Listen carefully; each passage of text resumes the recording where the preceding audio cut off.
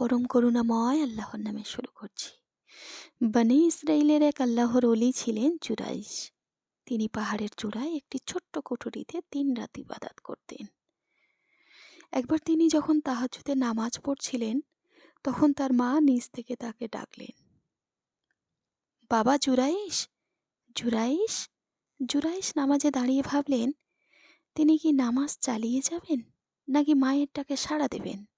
তিনি সিদ্ধান্ত নিলেন, আগে নামাজ শেষ করি। কিছুক্ষণ পর মা আবার ডাকলেন, কিন্তু জুরাইশ সাড়া দিলেন না। মা খুব কষ্ট পেলেন। দুঃখ ভরাক্রান্ত মনে 2 হাত তুলে আল্লাহর কাছে বললেন, হে আল্লাহ, আমার ছেলেকে এমন এক পরীক্ষা দিও, মানুষ তাকে অসম্মান করে।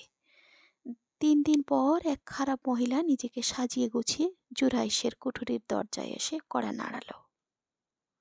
সে পাপ কাজ করার আহ্বান জানালে জুরাইশ ভয়ে কাঁপতে থাকা কণ্ঠে বললেন, আল্লাহকে ভয় করা মানুষ কখনো এমন কাজে রাজি হয় না।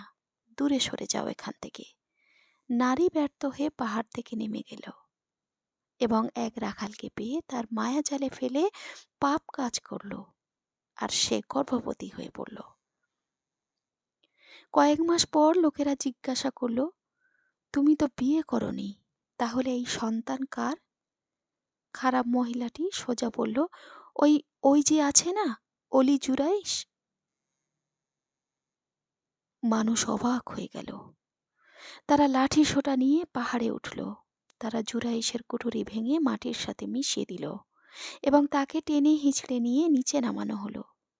মানুষেরা বলল, এই নারীর সন্তান তোমার, তোমার আজ তোমার মৃত্যুদণ্ড হবে। জুরাইশ ভেবেচিন্তে বললেন, তাকে যেন 2 রাকাত নামাজ পড়ার সুযোগ দেয়া হয়। তিনি নামাজ শেষ করে আল্লাহর উপর ভরসা রাখলেন। তারপর তিনি নারীর পেটের দিকে ইশারা করে বললেন, হে শিশু, আল্লাহ যদি তোমার কথা বলার অনুমতি দেন, তবে বলো তোমার পিতাকে।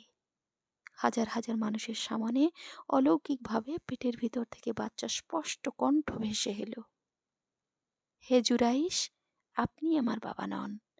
নিচে যে রাখাল দাঁড়িয়ে আছে সে আমার বাবা। আল্লাহু আকবার। মানুষ অবাক হয়ে গেল। সবাই বুঝল জুরাইশ সম্পূর্ণ নির্দোষ।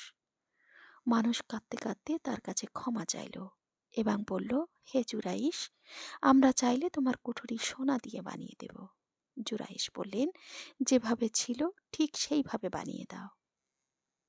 এই ঘটনা প্রমাণ করে মায়ের দোয়া ও বদদোয়া উভয়ই কবুল হয়। আল্লাহর অলিদের উপর কঠিন পরীক্ষা আসে, কিন্তু পরিশেষে আল্লাহ তাদের সম্মান বাড়িয়ে দেন এবং সত্য উন্মোচন করেন।